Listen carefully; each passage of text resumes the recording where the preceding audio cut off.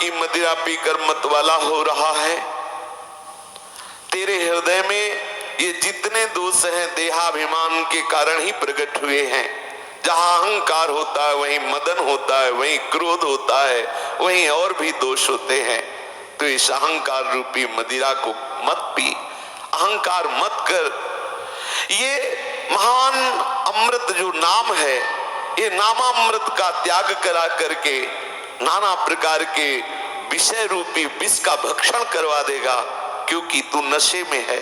जो अहंकार के नशे में होता है उससे ऐसे ही कर्म बनते हैं जिससे उसका पतन होता है, जिससे उसका नाश होता है। अरे जीव, तू नामामृत का पान कर, विषय विष का त्याग कर, अहंकार रूपी मदिरा को मत पी, अर्थात अहंकार मत कर। समझ, उस दिन की बात को समझ जब तू गर्भ में वादा किया था कि बस एक बार मुझे यहां से निकाल दो, मैं ऐसे महान दुख में मां के गर्भ से बाहर निकलते ही केवल आपका भजन करूंगा और दोबारा इस गर्भ में ना पड़े ऐसा उपाय कर लूंगा। और उस दिन की याद कर जब तेरा अंतिम समय होगा, प्राण निकल रहे होंगे और सब तेरे अशुभ कर्म तुझे घेरे हुए होंगे, क्योंकि तूने नाम जप नहीं किया। याद कर उस दिन की, जब वादा किया था उस दिन की, और जब अंतिम समय तेरा शरीर छूटेगा उस दिन की। इसलिए होश में हो जा। पल पत घात लगाए हुए काल खड़ा हुआ है, किसी भी क्षण तुझे नष्ट कर सकता है। बिना श्री हरि के चरणों की प्राप्ति के तू इस संसार समुद्र में बार बार डूबेगा, बार बार झरेगा। एक वैतरणी नदी है जिसमें पीप, बाल, मांस, हड्डी, न जाने कितनी गंदी गंदी वस्तुओं का उसमें मिश्रण है, और उस प्रवाह में उस जीव को डाल दिया जाता है। जो भजन नहीं करता वो वही खाता है, उसी शरण में सड़ता है। कितना भयंकर कष्ट है अभी आपको पता नहीं, इसलिए सावधान हो जाओ। श्री दरिया साहब कह रहे हैं कि सत्य है केवल नाम। अगर नाम जब आपने नहीं किया तो रो रो के तुम्हें और योनियों में गुजारा करना पड़ेगा, क्योंकि उस समय नाम जप का कोई ऐसा संयोग नहीं है। पशु पक्षी नाम जप नहीं करते, अन्य योनियों में नाम जप करने का सौभाग्य नहीं मिलता है।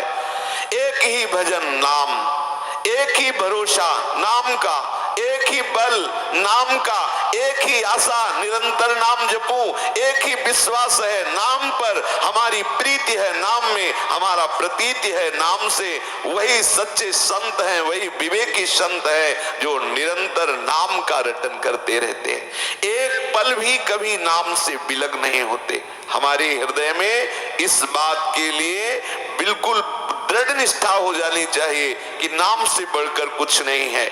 क्योंकि यदि आप मोक्ष, प्रेम ये सब नहीं चाहते तो भी जो भी चाहते हो आपके स्वार्थ की पूर्ति नाम करेगा, इसलिए पकड़ लो। स्वार्थ की पूर्ति के लिए नाम पकड़ लो। चारों पुरुषार्थ उसके समीप होते हैं जो नाम जप करता रहता है। धर्म, अर्थ, काम, मोक्ष जो चाहे, यदि ना चाहे और निष्काम भाव से नाम जप करे तो प्रेम प्रकाशित हो जाता है।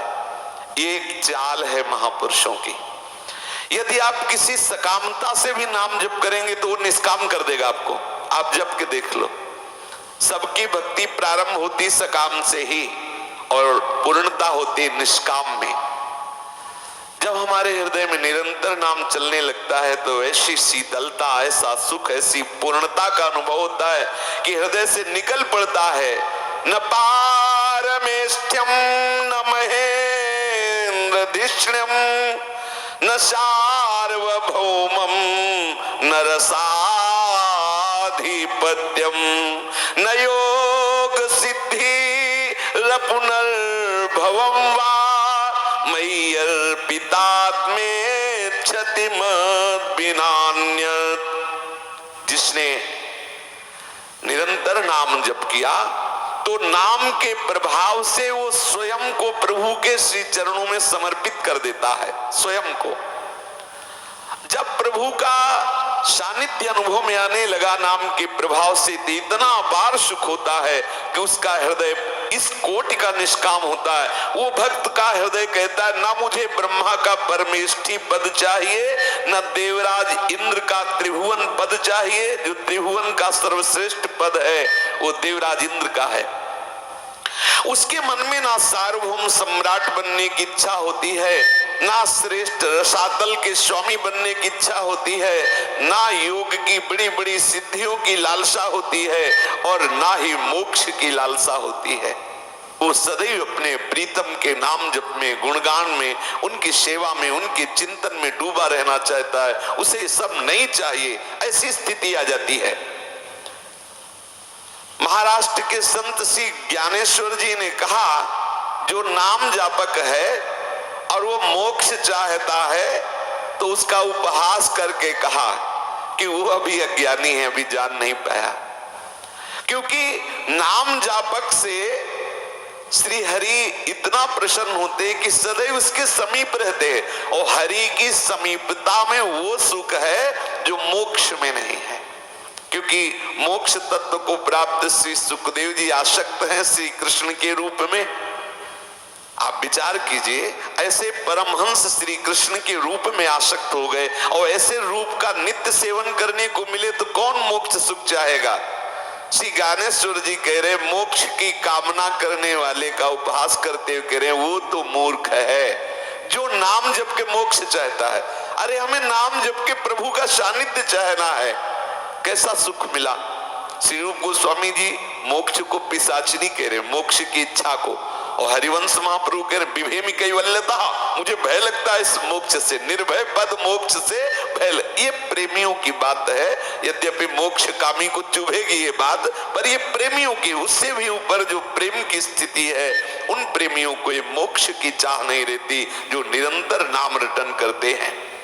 क्योंकि मुक्ति तो दासी है हरि की, जो हरि का भजन करते हैं, ये पांचों मोक्ष उनके पीछे डुलते। स्वीकार कर लो, सारूप्य, सामीप्य, सारिष्ट, सायुज्य आदि, ये मोक्ष हाथ जोड़ के प्रार्थना करते, मुझे स्वीकार कर लो।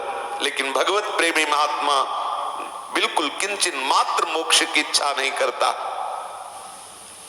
मुक्ति भगवत चरणारविंद की दासी है, फिर वो क्यों मोक्ष की कामना करेगा।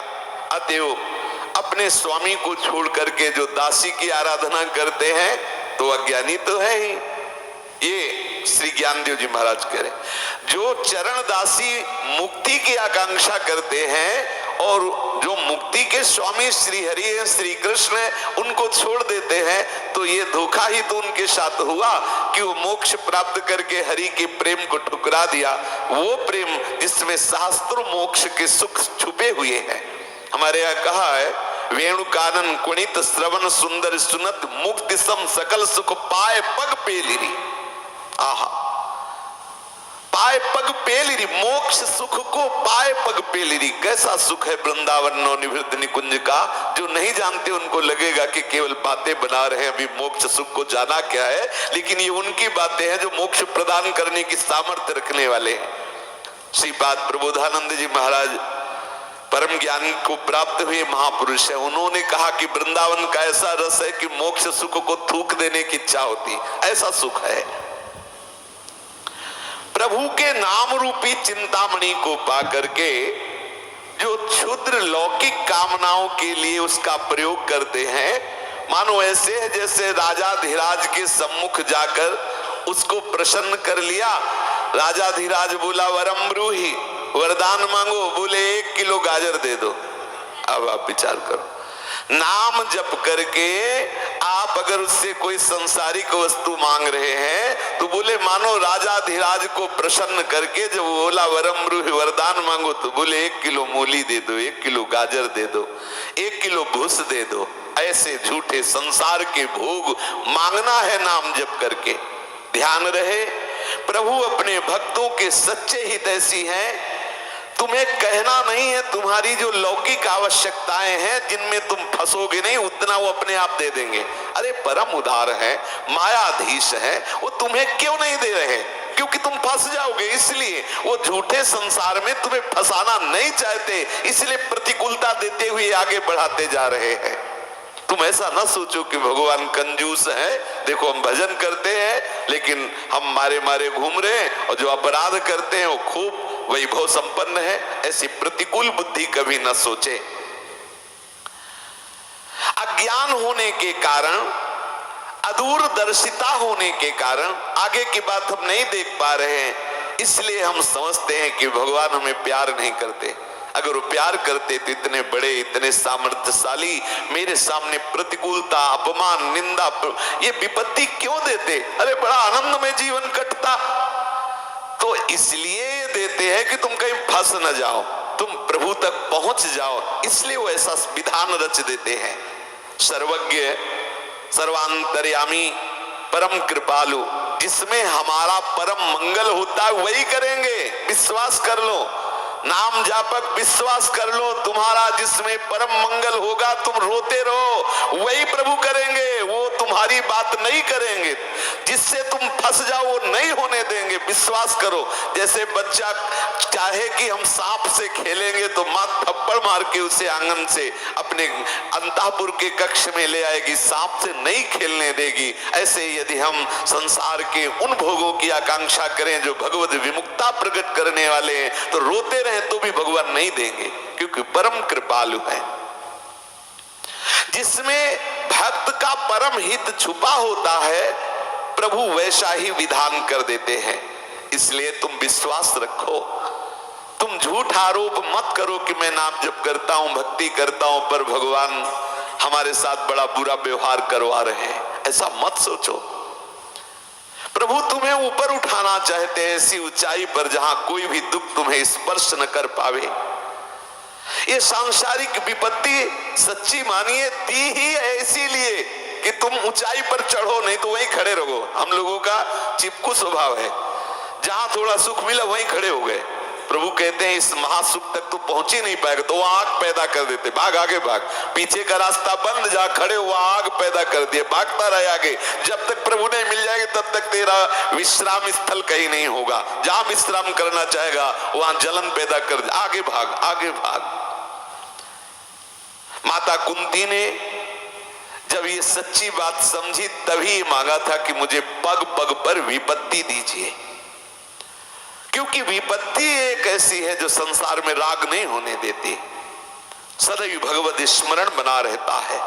संपत्ति धिक्कार है उस संपत्ति को जो भगवान का विस्मरण करा दे, नाम छुटवा दे, प्रभु का आसरा छुड़वा दे।